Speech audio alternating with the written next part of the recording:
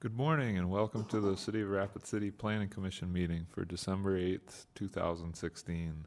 If any member of the audience wishes to speak to an item on the agenda, there are speaker request forms on the table along the left wall. Please fill out the request with the agenda number of the item you wish to speak to and hand it to the staff seated on the left of the dais. At this time, we would also like to ask if any member of the audience has a cell phone or other electronic device that you either turn it off or turn it to silent, and please step out to the hallway to take any calls you need to so the meeting is not disrupted. Items 1 through 5 today have been placed on the consent calendar and may be approved as a group. Action will be taken on all consent items in accordance with staff's recommendation by a single vote. Any item may be removed from the consent calendar by any planning commissioner, staff member, or audience member for separate consideration at this time. The findings of this planning commission are recommendations to the city council. The city council will make the final decision with the exception of the following items. Item 2, 16 PD 046, and item 3, 16 PD 047. The Rapid City Planning Commission's actions on these items are final unless any party appeals that decision to the Rapid City Council. All appeals must be submitted in writing to the Community Planning and Development Services Department by close of business on the 7th full calendar day following action by the Planning Commission. Are there any items that staff would like removed? Any items that the Planning Commission would like removed? And are there any items that any audience member would like removed? John made the motion to approve the consent calendar at 1 through 5. Karen seconded that motion. Any discussion on the motion? Seeing none, all those in favor, please say aye. Aye. Opposed?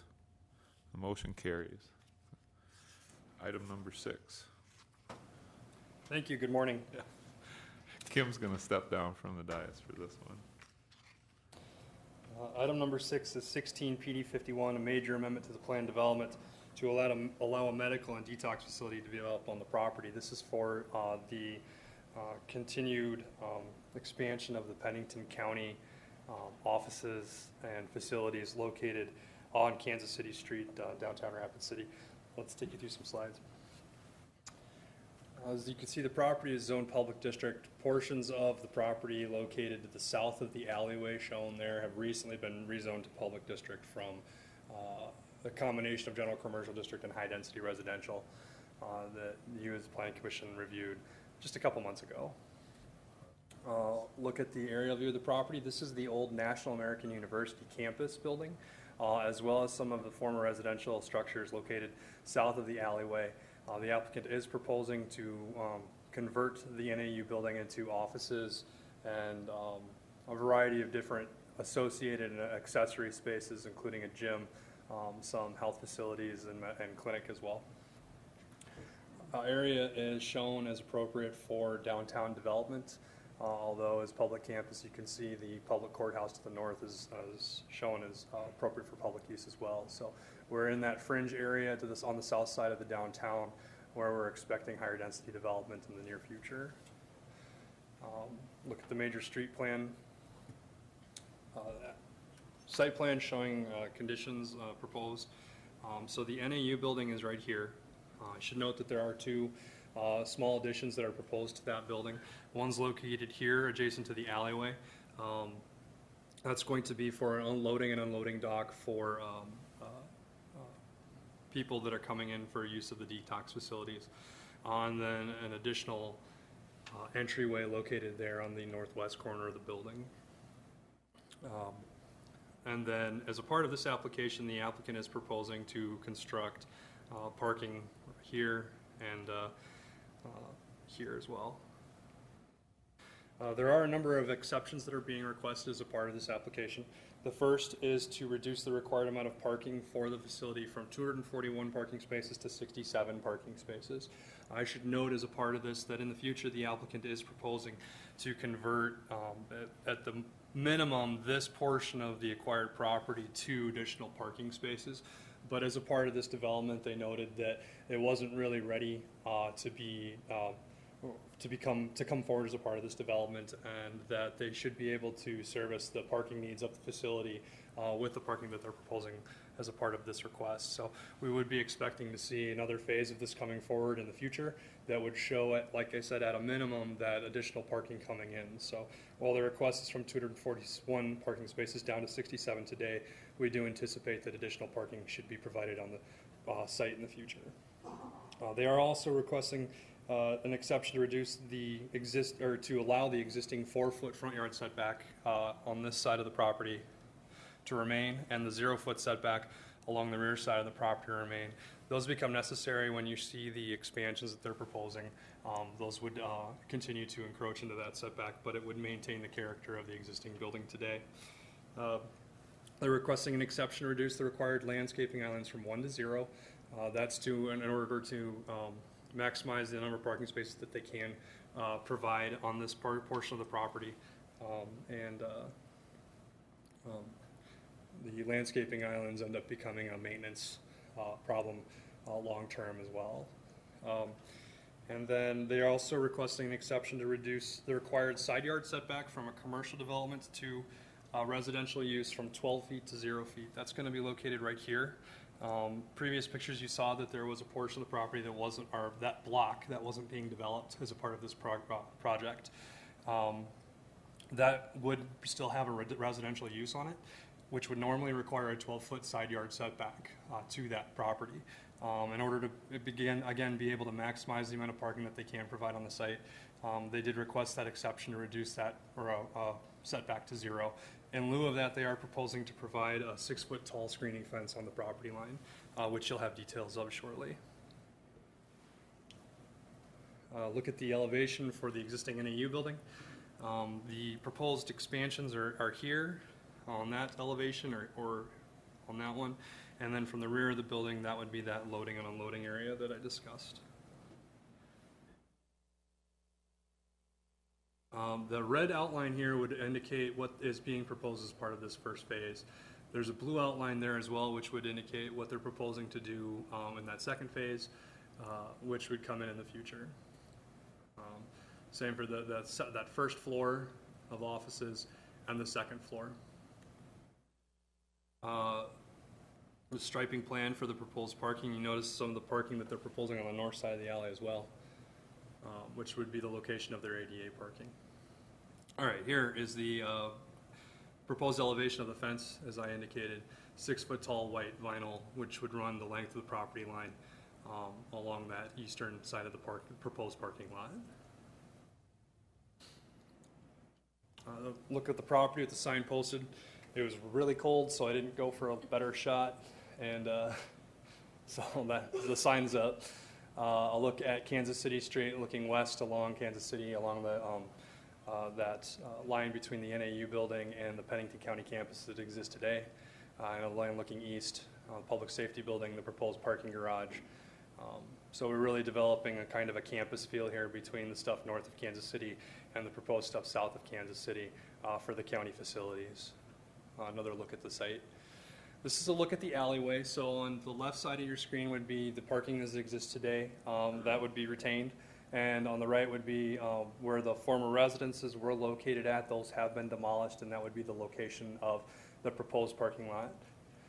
Another look at the corner into the area that's been demolished and where the new parking would be located at, as well as you can see that residential structure that exists today. This is a look at the southeast corner to show the demolition that's occurred on the other residential uses. This area would not be developed with parking at this time, but it is anticipated that that will come in the near-term future. And a look at the alleyway from the opposite direction. So the NAU building's on your right. That proposed expansion for the loading and unloading dock would be located right there where the building articulates out. The proposed application will help to centralize a lot of the Pennington County facilities, which is objective of the comprehensive plan. And the proposed reduction in parking would fit in with the anticipated development that's going to be occurring in the near-term future in that area in the downtown. Creating the campus for the Pennington County facilities, I think, it would, or staff has noted, will be beneficial in the long term. And with that, staff is recommending the application be approved with the exceptions noted in the staff report. We do have representatives from the firm or the applicant to discuss any questions that you might have. Thank you. Any questions from the commission? Karen? Rob, I just have a question for you, I think. Do you know the detox facility is going to be moving into that area? Do you know if that's true and where it's located in that building? That is one of the specified uses that the applicant did submit as a part of their letter of intent. Let's get you to the floor plan here. And I may have to ask one of our consultants to come in and just confirm that, but let me bring up the floor plan first. Kim Schmidt with Upper Deck Architects. It happens on the first floor. As you saw that ramp area coming in, that back access off the alley, that's actually an ADA accessibility into the building because that floor level sits a little lower. So the detox piece, that's an ADA access into the building, and so just above that is where the detox facility. Yep. Actually, kind of just in that area. Okay. So and Kim, can I ask you a question? Are they gonna? It will be similar to the one that's up in North Rapid right now. Correct. And will they close that one down then? Our long-term intention is. The long-term intention is yes. Okay, not right away. There'll have to be a transition period. Yeah. Okay, thank you. That's all I needed. John? Thank you, Mr. Chair. A couple of questions with regard to the stipulations. On the parking exception, does the additional parking need to be constructed before the occupancy certificate will be issued for the facility? No, the reduction in parking today would be, the additional parking would not need to be constructed for the certificate of occupancy, although the intent is to transition uses into the new facility over a period of time, so the additional parking wouldn't be needed until in the future. So what in the stipulations then, might I ask, will ensure that the ordinance parking will be done during the development of this site? I'm sorry, for clarification, you're asking? I'm saying if they never build the additional parking lot or they occupy without developing that, how does the city ordinance deal with the intent? Mr. Chair, if I might. Yeah. So granting the exception from 241 parking spaces to 67 parking spaces allows the facility to be used as presented. And the information that the consultants brought in with the assistance of the applicant as a part of this was to show that with the extra parking that currently exists in the parking garage at the courthouse, with the shared uses that take place in this facility with the courthouse, and in counting the street parking that once this area is, our planning zoning ordinance is amended to reflect the recommendations of the comprehensive plan, that street parking that's adjacent to this property can then be counted towards the parking itself. So even without that additional parking in the future, what they've demonstrated is that with 67 spaces on site, the street parking adjacent to the property, and the parking in the garage structure, as well as many of the uses having limited cars on site versus what the ordinance would require, and the dual purpose of many of these that are using this facility would also be at the courthouse, and there's parking that they may actually be parked at the courthouse facility itself. The 67 should work and function correctly.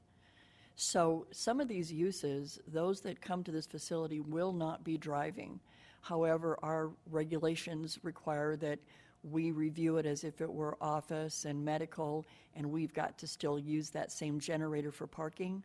So it is unique that it will be limited in what they do require based on other similar uses. the way that I read this is that they're asking for an exception with no obligation to build that additional parking. And for those of us that have driven through that during business hours, that campus is a congested parking area. And for visitors to the area on the county campus, I'm not sure they're always aware that the parking garage is available for parking, although it is.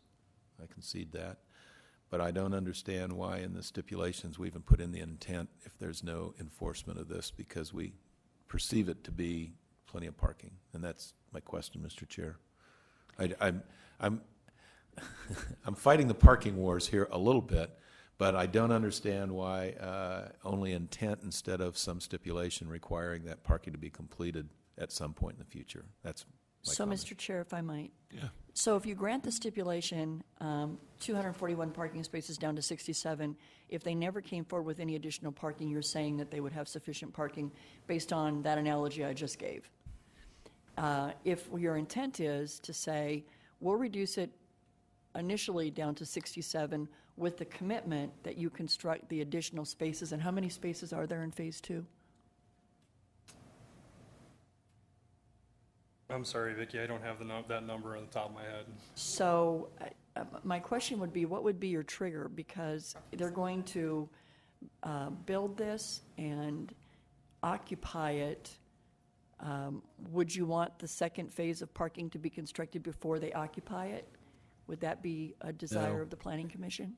I'm comfortable with them just having a stipulation that it's finished by X date, finished with Phase 2, 2 years.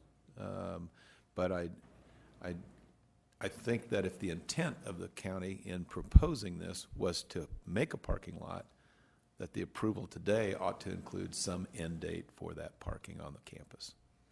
Can I make one comment? Just a reminder that that area is not a part of this plan development. If you remember the red outline that Rob showed, it did not include that additional parking. No, the legal.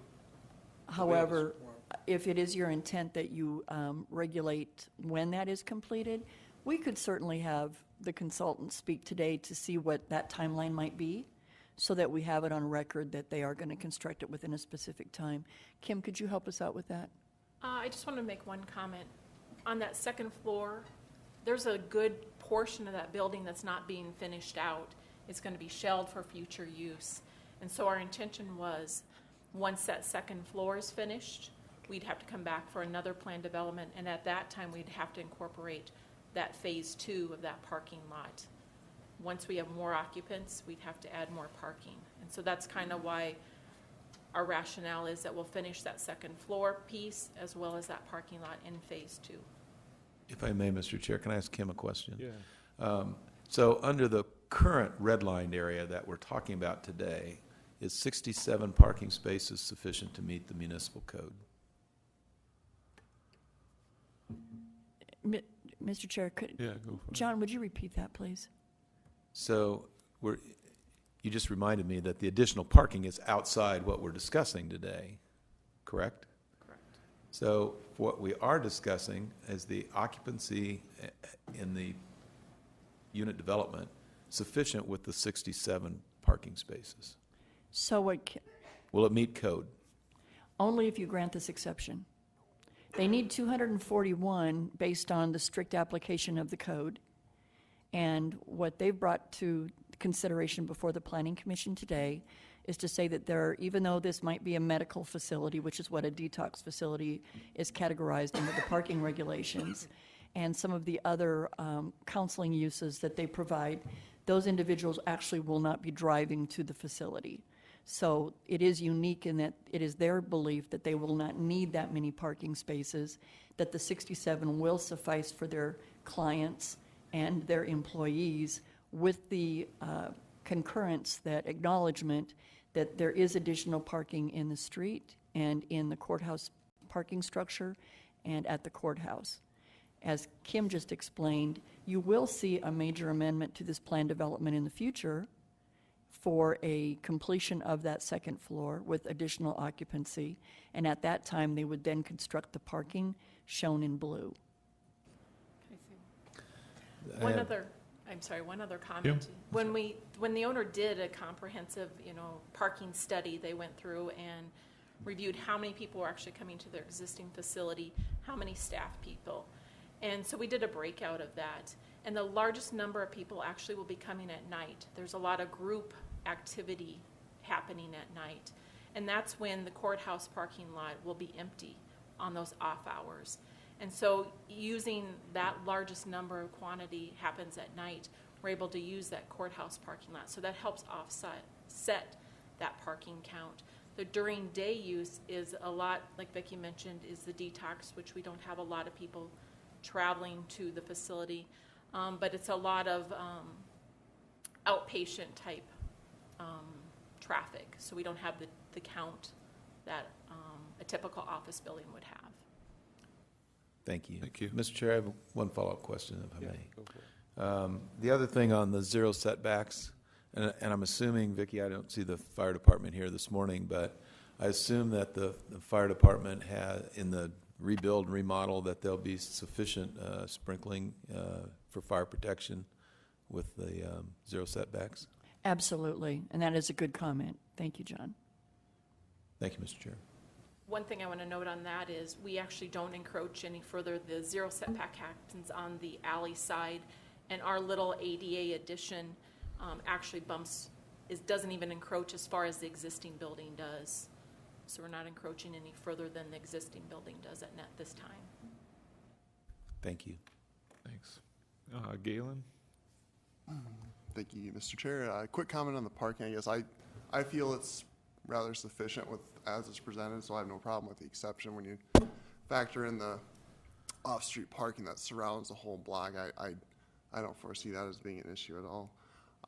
My questions maybe relate to the residential property right in the middle of the block, and we want to make sure we're sympathetic to their, they have every right to use that as their property and make sure that this isn't affecting their livability. So can you maybe explain how is the screening, what efforts have you made to make sure that that this parking lot and detox facility right in their backyard doesn't affect them? Have there been extra participation with the parties to make sure that they're happy with this or acceptable? Good morning, Mike Cool, Panic County Construction Project Manager. We have had discussions with that owner. Our expectation is that we will eventually acquire that property. We are allowing them to move at whatever pace they desire relative to making a decision about when they would like to sell that property. They have approached us. We have initially approached them about interest in selling the property. They indicated that they wanted to do a further investigation, and we've allowed them to do that. We aren't trying to pressure them in making any decisions at this time. And I can say that they have approached us again, indicating that they do have some plans, but we have not entered any type of negotiations to acquire the property at this time. They have participated in some of our meetings that we've had for public outreach, and we've tried to keep them aware of the things that we were doing. But we're kind of taking a hands-off approach in terms of allowing them to make their own decisions relative to the property. Okay, is it safe to say ideally you'd kind of wait till they get moved off that property before you construct that second phase of the parking lot? Exactly. That would be the desire of that we could, if we're going to construct something, that we would already have acquired that property so that we don't have another project underway or have to do another construction project to further that parking lot. Okay, thank you. Thank you, Mike. Now we've got Mike Kwasny. Thank you, Mr. Chair. I think this might go to Vicki, if I might ask her. You brought up, Vicki, that people will use that parking that are using the garage now.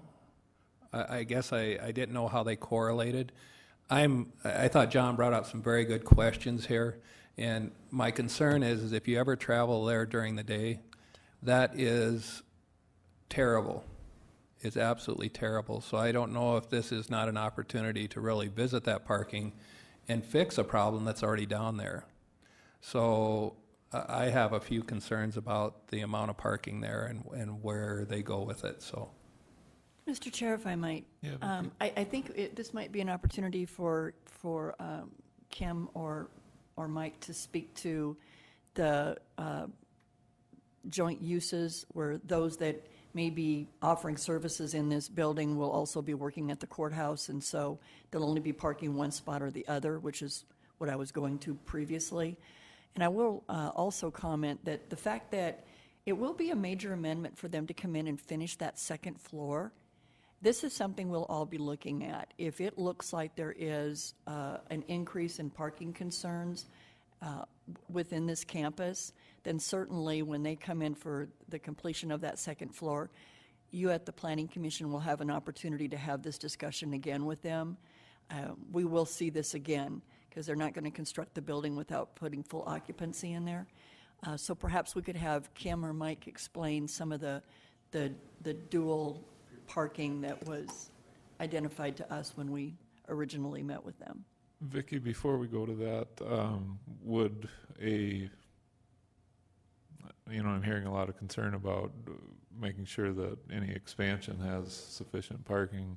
Would putting a stipulation of before any other building permit for that facility can be pulled, the plan has to include additional parking?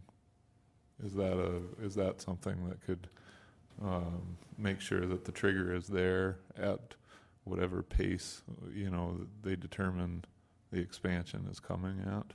And Rob has addressed that, not as clearly as perhaps you just stated it, in stipulation number 7, which says that only those public uses which would not increase additional parking could be allowed without a major amendment. Obviously, any use they bring into that second floor is going to increase parking, so that's going to be a major amendment. We could change that sentence just to read that any additional use will require a major amendment to the plan development, so that we have that opportunity to come back and look at this again and look to see if the parking they're proposing actually is functioning as they had indicated and hoped that it would, or if we had an increase in the parking congestion.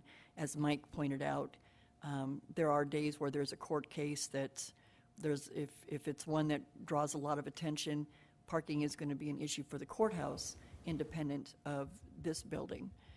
But my understanding is that the parking structure gets underutilized, and it's just getting employees trained that they need to park there instead of closest to the front door. Well, I'd like to get Mike or Kim up to answer Mike's questions, but I'll add something to answer. A lot of what I see in that Kansas City street right now are people who maybe should be parking in the parking garage right now, that are employees that have left for a time and come back, and for better or worse, it's easy to pick out cop cars that are parking along the street there, and I know that there's a spot for those as well, other places, and I would guess there's other employees too. So if you could just give us a little flavor of who's supposed to park where. Well, that's something that the owner said, that once they get into the facility, if they're seeing there's a need for parking, they can direct staff to park in the parking structure. But one thing is, there are some employees that already park at the campus that will be actually housed out of this building. There's going to be a presence of law enforcement within this building. Right now, they're currently parking at the campus, and so those people are not adding to the new people, coming to this facility. And so with that, and with the staff being directed where they need to park and allowing the closest parking spots to be used by the clients coming to this facility, we foresee that there shouldn't be an increase in any parking issues. Mike, I kind of hijacked your question. Did that provide you the info you needed? Kind of. The only concern still is it sounds like we have a problem where we are not going to have adequate parking. You brought up the court cases and so forth, but I just foresee that we're not taking care of it. And I had an additional question, I guess, and I don't know who I needed to ask that to. Go for it. It had to do with what other, besides detox, what other business or what other transactions are being done in this building as we have it planned? So on first floor, we have Health and Human Services on that west side of the building, I guess the northwest. The north or southwest side is actually a lot of group rooms. Well, that's used at night for group activities, group meetings. On first floor on the east side, we have detox and we have crisis care. So once again, those clients really will not have the people coming and forth in cars. That's more of an inpatient or short-term use, and a lot of those clients will not be driving to this campus.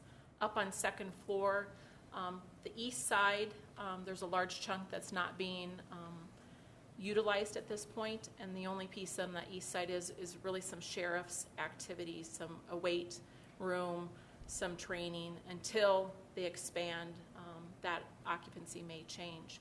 On the west side, we have city-county alcohol and drug outpatient piece on the north piece on the second floor. And on the southwest side is more group rooms. So once again, those are a lot of people that come at night for group meetings. Okay, thank you. I still foresee a problem with this because it sounds like we're putting a lot of different things in there, and there's people that will be coming and going, and we might be creating a parking issue. So, Mr. Chair? Yeah, Vicki. So as Rob identified in his presentation, this area is identified as part of the downtown area. Our comprehensive plan has recommended that in the core of our city, in the downtown area, that we amend our ordinance to reflect an overall parking reduction for those uses in this area where they only have to provide 35% of the otherwise required parking, noting that we do have two parking structures, one by the city and one by the county, and potentially there needs to be a third one at some point in the core. But looking at what other large cities do, they don't require that 100% of the parking be provided in their downtown. People get accustomed to walking when they're downtown, or they learn how to use other transient services. Parking structures take on more of a purpose because there does seem to be open spaces in both of the parking structures during the day. So we're going to see more and more of this as we see development occur within our downtown area. It's similar to what we've done at the Creamery, where it's kind of self-monitoring. If you can't park there in the street, you can't go in and use the facility. And that's been highly successful at that location. They do exceed the 35% if the comp plan does, or the zoning ordinance does get amended to reflect the comprehensive plan. They would not have to ask for that exception. The good news here is that they have demonstrated alternating hours of operation, the joint use where you do have some law enforcement and legal staff that will already be parked at the courthouse and at the police department that will walk over to this facility, and that many of the clients will not show up in cars. The 241 spaces is required as if it was any other medical and office use anywhere else in town. So looking at that, the justification for the exception is unique, that the county does have some very specific uses and limitations to those occupants that other facilities may not have. The good thing is that knowing that they're not going to build out that second floor, and if we do see that there is a congestion that increases as a result of this, certainly that's a discussion the Planning Commission can have back with the client, with the applicants, when they come in for that second major amendment to complete the second floor of this facility. So this won't be the last time we see it. And this is a rare opportunity where if we try this on a trial basis and we see that it's not working, we can have a further discussion when they come in for the completion of that second floor. Mr. Chair, Vicki? can I ask Vicki one more question? Sure. Is there any option to put on to what I think John alluded to, some kind of stipulation that if it's not working out, instead of waiting for the next building, to ask them to increase the parking? Is there any way to increase that? When the problem occurs, not waiting for additional construction, we need additional parking. The availability is there because it sounds like there's some spots that are going to be open. Can they at that time be required to put those in? Mr. Chair? Yeah. So policing that becomes an issue, and who determines that there's a problem becomes an issue.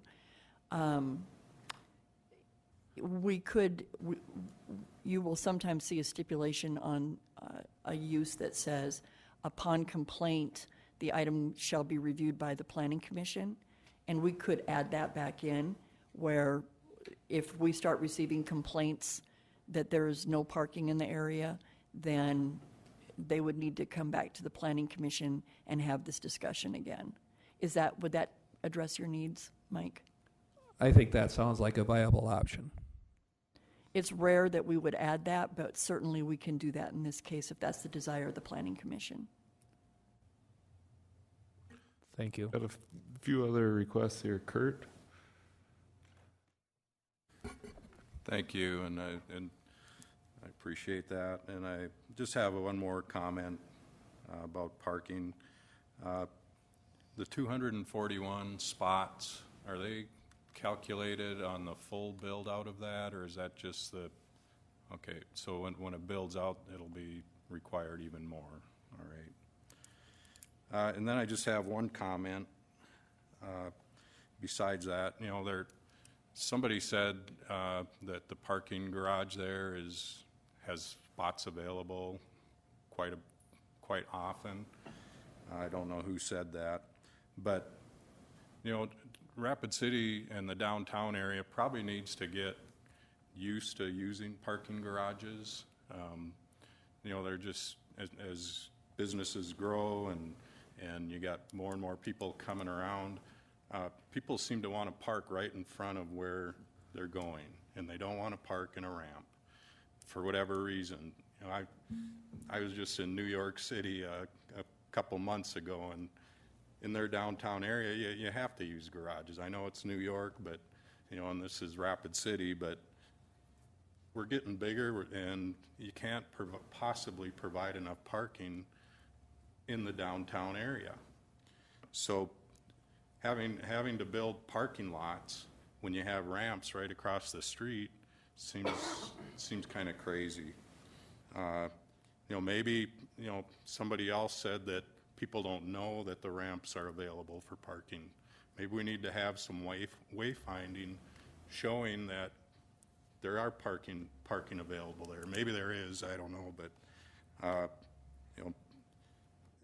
maybe at a minimum, they just need to put some wayfinding signs up on that directs people to park in the ramp. That's all I have. Thank you. Karen?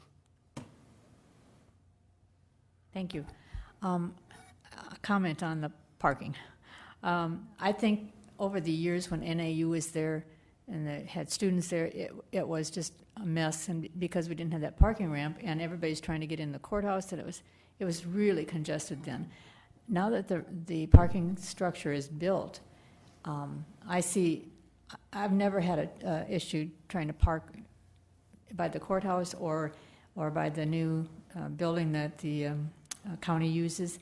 And I've been there during election times. I've been there during tax times when everybody's trying to get that last, tax piece in before the deadline. And I've been in the parking ramp. I parked there, and there is parking up there.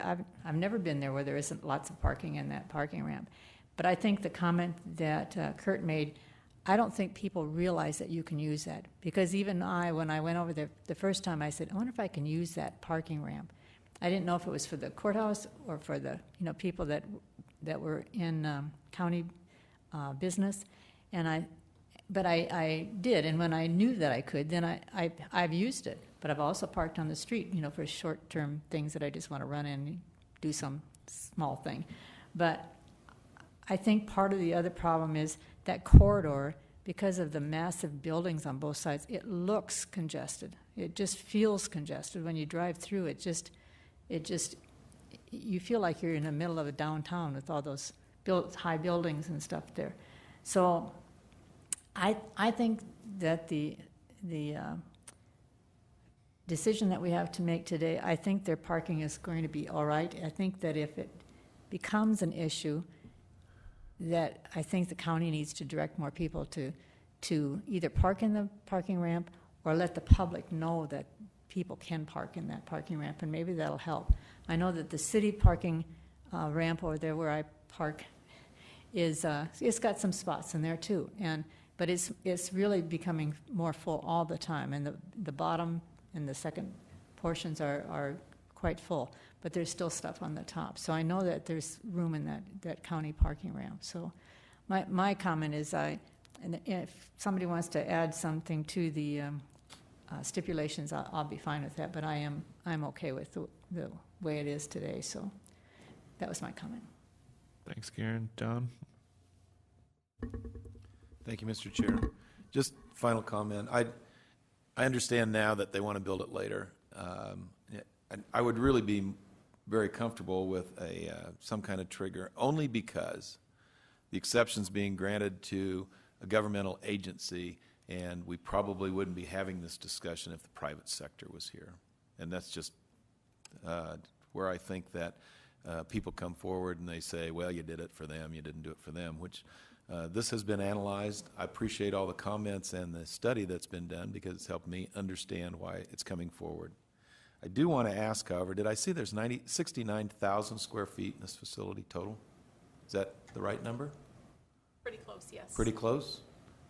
So even though the second floor isn't done today, I suspect county government may grow over the next decades ahead, and that the parking may require 4 more floors on the parking ramp. I don't know. I know we're not going to get it on surface parking. So I'm going to be okay with it, but I think Kurt made the suggestion that I'm going to make the motion to approve adding the stipulation that this project and the city somehow figure out how to put wayfinding in the blocks surrounding this campus to identify public parking in that ramp down there on the facility. And so that's my motion. Mr. Chair? Vicki, yeah. Rob has pointed out to me that in stipulation number 1 that grants the exception to reduce the parking to from 241 to 67 spaces, he already has it written in there that any change to the operation or use of this facility requires a major amendment. So our earlier comment of adding that, it's already there. If you would also like to add as a part of that stipulation, and that wayfinding signs be posted as needed to direct the public to the parking structure, That would be good. we can certainly add that as well. It is not marked very well. There's a parking sign at the entrance, and that's it. So wayfinding would be really good. Does that meet with the applicant's concurrence? I would be fine with that type of requirement within there. We obviously we have a lot of changes going on around the county complex right now. Obviously, any of these facility projects that we do will affect wayfinding to some degree with movement of departments and such. So it hasn't been something that has been a priority yet. There are ongoing discussions about doing something like that. But until things, we get some of these projects finalized and moving forward, it hasn't made sense that this was the right time to do that yet, so. To do what? Excuse me. To do some type of overall campus wayfinding system on there when we have departments moving around on. Mine would just pertain to the announcement parking was available on whatever Okay. that is, 3rd Street. And we have tried to make changes in terms of some signage, in terms of changing signage saying that it's public parking at the entrance of the of the parking ramp. And there have been some news stories and such trying to make people more aware that there is available parking within the ramp. But it is an ongoing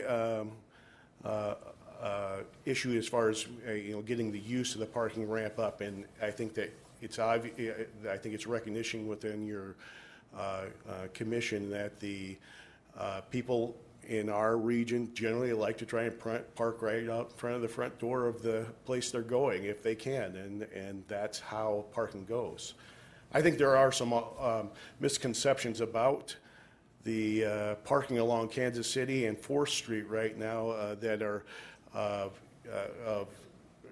because of some past memories of when NAU was down there, and all of our, what we call our row offices, the county functions that we now have in the administration building, when they were all located in the courthouse, how heavy the parking use was on the streets and everything down on that end of the campus now. Those loads have all shifted to the east now with the completion of the administration building. We often have right outside the parking, the street parking adjacent to our courthouse parking and our courthouse parking lot have lots of available parking spaces almost all the time, except on Mondays if we have some significant court trial going on. That's the only time that there is not parking available. Thank you for the update. My recommendation or my motion is to include a stipulation for parking signage, which we'll call wayfinding if you want, not for all the departments, but for parking that would announce it in the blocks around instead of at the entrance or in addition to the entrance. Sorry. And that's in addition to the other staff recommended stipulation? Yes, that is. Okay. Could you clarify that, please? So the motion on the floor from John, and correct me if I make a mistake, would be to approve this per the 7 staff recommendations with the additional stipulation to add wayfinding signage for parking in particular for the campus to direct people from the street to the appropriate parking. And then I think Karen seconded that motion. Is that correct? Yeah. Correct? That's good. Okay. Perfect. Karen, do you have a? Yes, I have just a staff question. With this added stipulation, before they get a building permit, do they need to come in and show where they're going to put some kind of signage for that parking garage? As a part of the building permit, they'll need to show that. That was my question. Okay, thanks. And Mr. Chair, if I might, Yeah, Vicki. staff has met numerous times with the county about this campus project of theirs, and when they first brought this in, our first concern was parking, similar to what we heard today. And I think that they've done an excellent job going through and identifying every employee, the alternate hours, the available parking that's not only in the street but in the parking structure. And Kim did a wonderful job showing that the needs would be met for this phase. And again, because we will see a phase 2, if that doesn't fall out the way it's anticipated, we'll be back talking about the parking when they come in with this next major amendment. But it did appear to staff, and based on the conversation we've had today, that they are diligently trying to meet the needs for this facility. Thank you. Any further discussion on the motion from the audience or commission? I'll just add my comment in the meantime. I guess I'd like to ask the county to make sure their employees are following the parking plan too. Because sometimes, that's the biggest thing the downtown businesses fight is keeping their own employees out of the parking they want for customers. And, that was kind of the driver of my comment about seeing cop cars along the streets. If those are easy to spot, but I'm sure there's a lot of other cars that aren't easy to spot that are workers who are parking in places that you might want the general public to park. But We have taken on in order to ensure increased usage of the parking ramp, done things where we've designated the fifth level of the parking ramp now for county and city vehicles. Now, we won't typically put first responders on that level for obvious reasons of getting them off of that structure, but that's how we're utilizing, trying to increase the utilization of the ramp is by having government vehicles parked on that fifth level. Did you have something else that you wanted to add to this? I think something that maybe is getting lost here a little bit is the recognition that we have acquired the majority of that block already for the reasons that we're talking about it today. Just because we don't have, and we've shown plans to construct parking lots on that. We obviously have one property that we are still interested in acquiring, and it makes sense to try and any future construction or expansion of some type of parking lot in that area, that it would be better served if we had that property at that time to do that. When we obviously we have a place to add parking if necessary, if we have a problem. So I think that it's not like we don't have some place we can go to add something. Thank you. So we do have a motion on the floor in a second. Any further discussion on that motion? One question. Yeah. On the motion. Vicki mentioned that, the expansion calls for like 35% of the parking, and I agree with all that. A lot of stuff went into the parking, and the Central Business District doesn't have any, and they're trying to develop some here. Is it Kansas City that runs between is that in the 2-hour parking limit, or is it all-day parking? Just, this is information only. I'm not going into this discussion, but curious. Generally, the north side of Kansas City is 2-hour regulated. The south side is not. Okay, thank you. Thank you. Seeing no other discussion from the commission or anyone else, let's take a vote on this. All those in favor of that motion on the floor, please say aye. Aye. Opposed? The motion carries with Kim's abstention.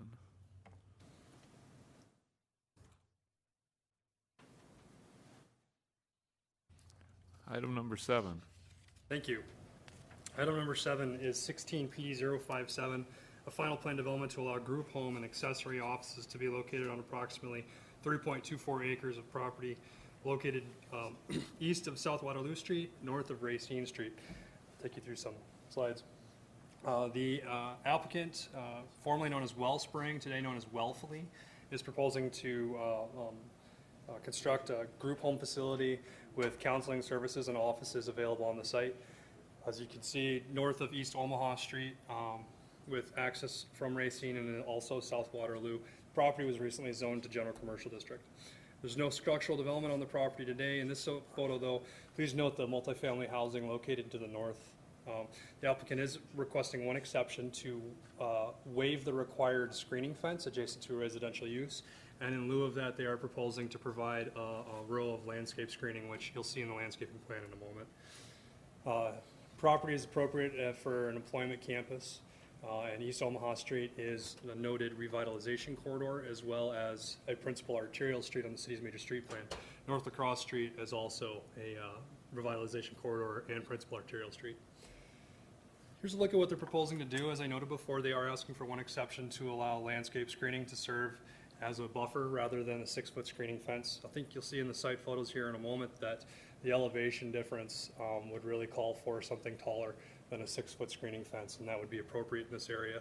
I should also note the applicant is proposing to provide 6-foot white vinyl 6-foot tall screening fence to be located along all the outdoor recreation areas and courtyards proposed for the facility. So they would be located around that court there, as well as along the southern property there, or southern portions of the outdoor play area as well, and should provide some additional screening and buffering from the site. A look at the proposed uses is primarily offices. and group use facilities for counseling efforts, classrooms, and office use. Here's a look at the elevations for the facility, really bright, colorful, a lot of articulations of the building, a lot of different materials being used, and a lot of different architectural features which add to the uniqueness of the facility. This is a look out from that proposed play court into the rear of the facility. So that butterfly wall would be facing to the east, just for your consideration as well. Look at their signage. Site with the sign posted. No structural development today. I'll look at Waterloo to the south, past the old Granite Auto site in East Omaha. And I'll look on Waterloo to the north. You can see the multifamily housing located on the north side of the property. I'll look across the street towards the Ice Center and Roosevelt Park. The connectivity to the park should be a good feature for the facility. They have access to open space and green space. This is a look at that apartment building located in the north of the property. You can see there's a slight elevation difference there. However, just that slight elevation difference, I think, would lend itself to a vegetative buffer of mature spruce trees rather than a 6-foot-tall opaque screening fence, which isn't really going to buffer the apartment from anything. And I'll look to the south property line of where the adjacent commercial development is ongoing. So this application has been put before you on non-consent due to the proposed exception to allow the spruce trees in lieu of the 6-foot-tall screening fence, which staff can't support. We do have a representative here from the consultant if you have any questions, but staff is recommending that this application be approved with the stipulations outlined. Thanks, Robert. Mike? Thank you, Mr. Chair. I do have a question. I think that this might be for Rob.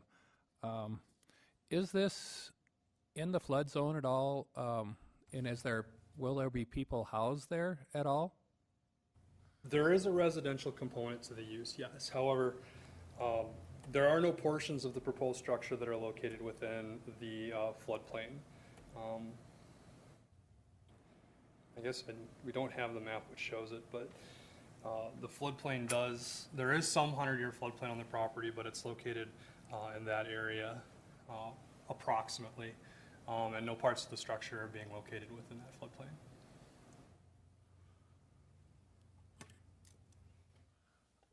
Mr. Chair. Yeah. I do happen to have some previous knowledge of this. This is the neighborhood I grew up in.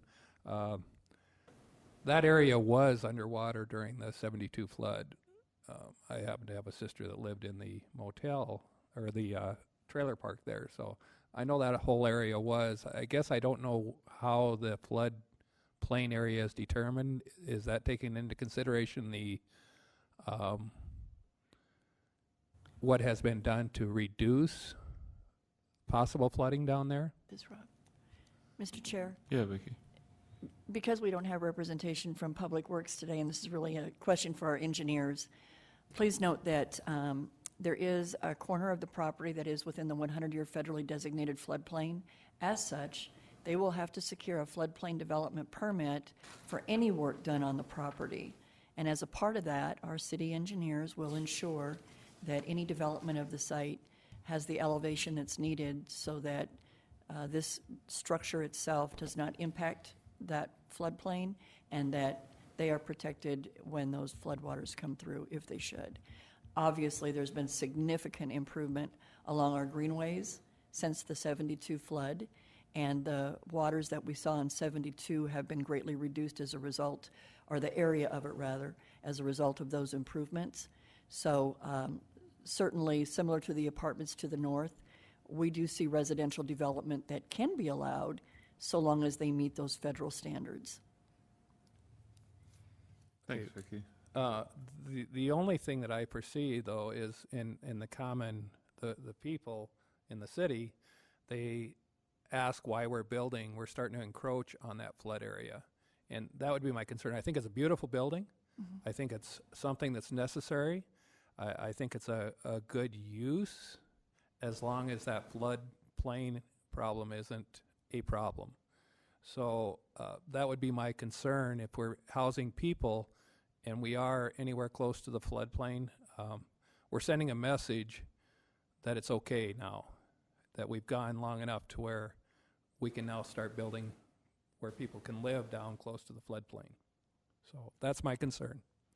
So, Mr. Chair, just to clarify, the structure is outside of the 100-year federally designated floodplain. I do appreciate the comment, though, that it's still within the general area, and certainly that is something that we have looked at as well and will continue to look at as we see the building permit process go forward. Mr. Chair, if I may clarify, I understand the applicant has applied for and obtained a floodplain development permit for this development already. Okay. Thank you, Robert. John? Just a quick question. What's the number of residency or occupancy beds in the facility? Based on the operations plan submitted by the applicant, there could be as many as 44 teenage residents in the facility. It ebbs and flows. It's not like The maximum number of beds would be 44. 44. And it is Wellfleet, is the applicant, I guess in relation to the flood thing, if it's a private entity, then even though that the flood encroaches on the property, they're going to have flood insurance as well, I presume, on the project. And if it's governmental, I'm not sure how that works. The applicant said yes. She's Thank you. nodding her head in the audience. All right, thank you. Karen? I also have just a quick question, thank you.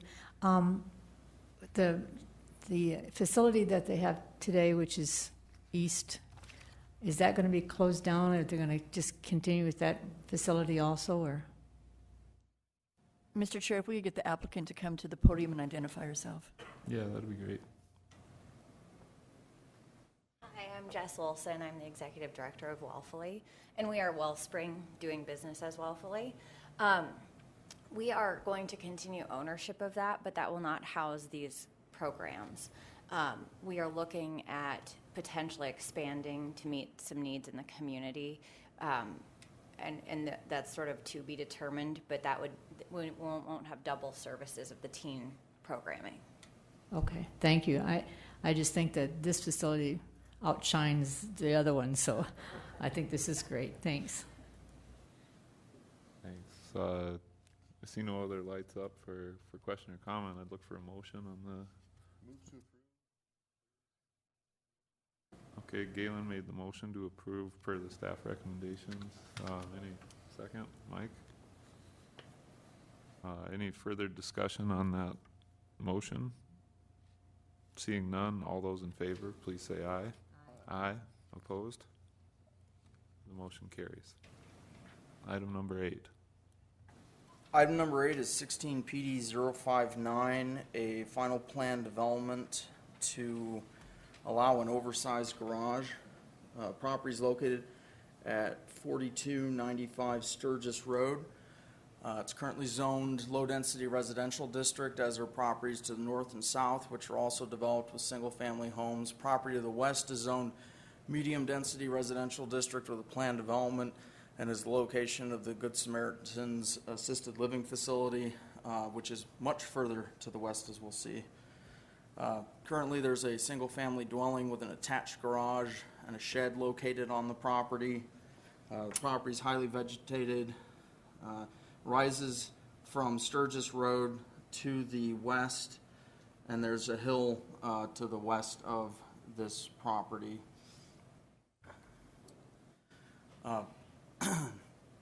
Future land use is low-density neighborhood, and Sturgis Road is a revitalization corridor and a principal arterial street.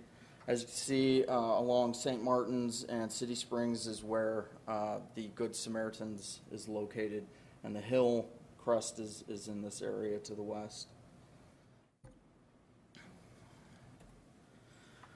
Right here is the existing home.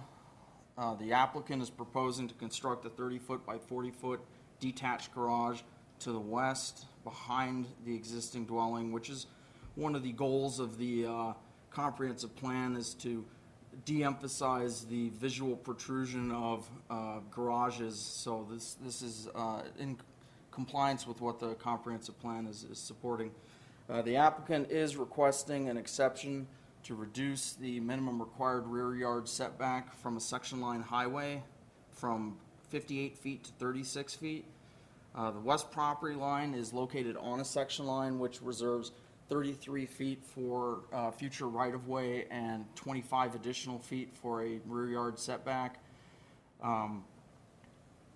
Rather than vacating the section line highway and preserving that future right-of-way, as it were, for the future, reducing the minimum required setback from 58 feet to 36 feet. That's actually for a shed which is located just to the rear of the proposed garage.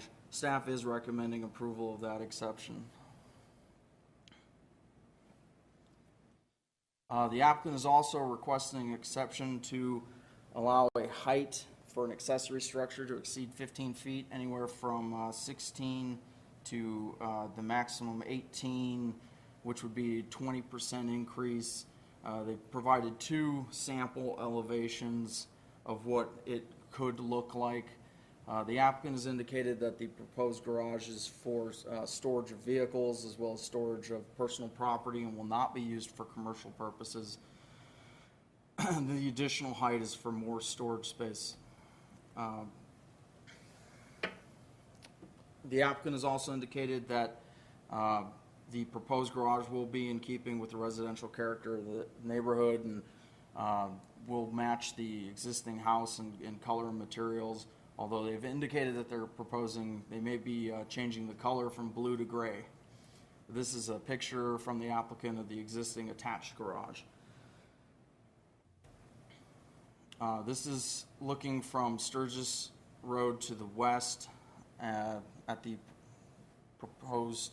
existing dwelling, and then the area where the proposed garage is back in that area. So it's well buffered from Sturgis Road. This is looking to the property to the south and the single family dwelling, and then property to the north with a single family dwelling located on it as well. The proposed garage, there's an existing existing garage on the property located to the north, which has about a 5-foot rear yard setback. So even this is in keeping with what's in the neighborhood. And this is looking to the east at Sturgis Road and I believe cement plant property to the east. Looking north along Sturgis Road and to the south. The oversized garage is a conditional use in the low-density residential district. The maximum allowed garage and storage space on the property is 1,500 square feet. With the proposed detached garage, it'll exceed that 1,500 by 307 square feet. In addition, the exception to allow a height of anywhere between 16 and 18 feet for the proposed garage. How far back it is, where it's located behind the house, it's all supported by the comprehensive plan and shouldn't have an impact on adjacent neighbors, especially to the west. And staff's recommending that the final plan development be approved with stipulations noted in the staff report. Are there any questions for staff? Thanks, Fletcher. I don't see any light. Oh, Mike. Sorry, are there any covenants in this area, or is there anything that requires? We're unaware of any covenants, and the city does not enforce any private covenants.